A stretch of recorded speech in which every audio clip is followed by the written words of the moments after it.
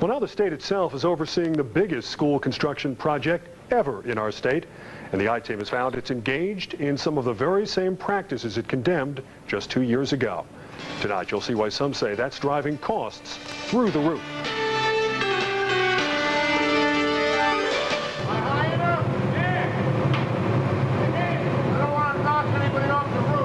It is the biggest school construction project ever attempted in New Jersey. The state is spending $8.6 billion of your dollars to rebuild public schools.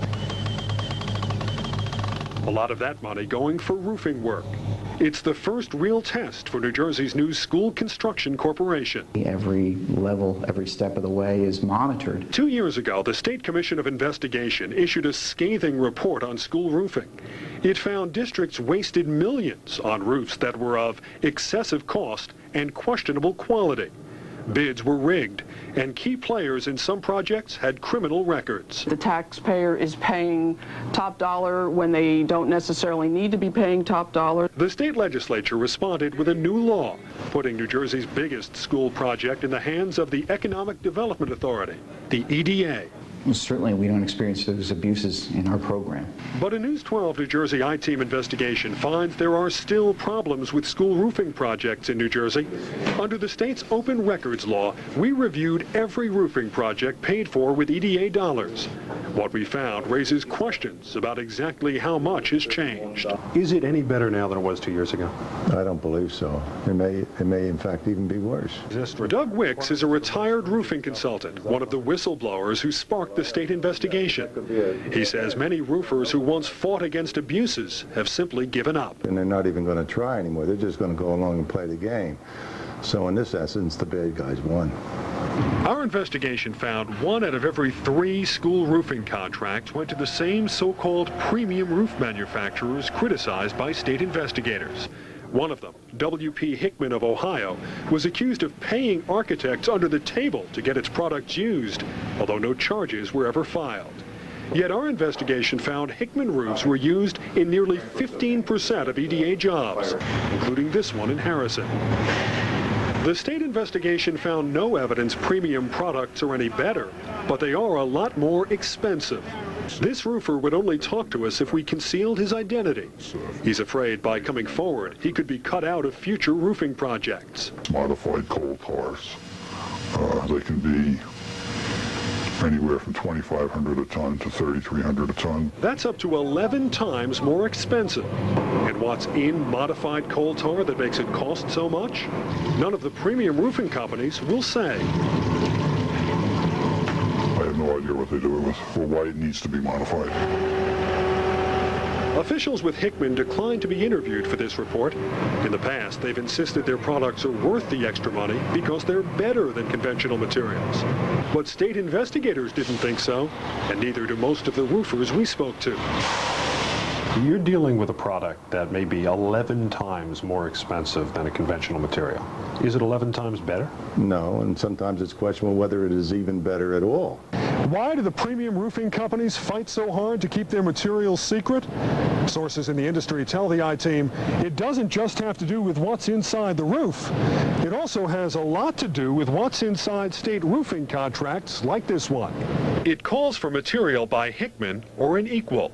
But how do you prove a product is equal when you don't know what you're comparing it to? The architect has given the roofer a subtle hint. Do it my way or do it the highway. This is the design instruction to the builder of the type of material that will be acceptable under this contract. The builder's free to come to us with whatever they believe meets the standard that we're saying here. All EDA contracts do now include a list of standards another company could meet to be considered equal. That's a big improvement over 2 years ago. Still, of all the contracts we found that specified premium roofing materials or an unnamed equal, the more expensive product always won. Not once did a less expensive material prevail. The way the specification is written, there is not an equal. You, the roofer, if you want to change it, you have to do all the testing required 2-3 weeks prior to the bid. Submit it. It's an expensive, long, drawn-out process. Just this year, the state changed its bidding laws. Now, a minimum of 3 companies must be listed for any state job. But roofers we spoke to say there's no reason to mention any names at all. The state, they say, should simply list the standards a roof should meet. Why even give a hint of a brand name? 2 years after state investigators found key players in the school roofing industry here in New Jersey had criminal records, the state has taken steps to reform the process. All contractors are now screened for moral and fiscal integrity. And if any of them have broken the law in the past, they can be automatically disqualified. And the Office of Inspector General will alert us and the Attorney General if they discover that a contractor has a principal or the company itself that has a criminal conviction or some other kind of criminal activity in their background. In 2001, the state rejected so many companies that not a single roofing project got started on schedule. But the I-Team still found 2 approved contractors, High-Grade Insulators and JJD Urethane, who not only broke the law, they pleaded guilty to rigging school roofing bids right here in New Jersey. Yet both were approved by the EDA. In fact, High-Grade won 2 school roofing jobs this year alone worth more than $1 million.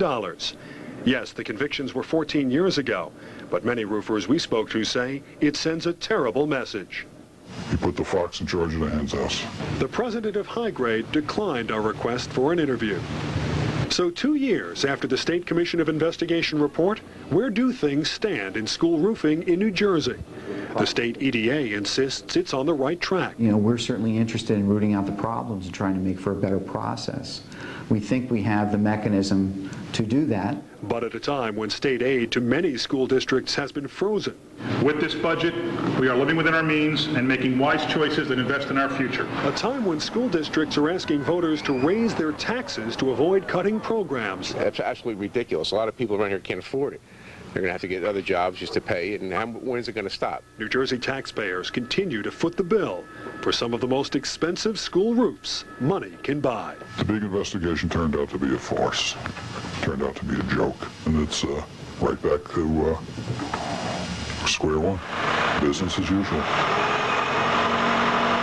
If you'd like to know more about how the money is being spent in your school district, these are public records and they are available to anyone. You can also find a lot of them online. Just go to the New Jersey Economic Development Authority's website at njeda.com. And if you have a story you think needs to be investigated, contact the I-Team and give us an I-Tip. You can call us at 732-346-3358 or email us at iteam@news12.com. Tom Della. Walt, the whistleblower brings up an interesting proposition. Why not just list the standards? And what many school districts and governmental agencies are doing now is make the builder warrant it, saying, listen, this thing's got to stand up for 10 years. If it doesn't, you're liable for it. Well, most of the companies do offer warranties of one form or another. As far as making them bid by standard and not by brand name, about the only explanation I've heard for it is that it's traditional here in New Jersey, but as you've heard, many of the roofers say it's time to break that tradition. Yeah. All right. Well, very interesting. Thank you.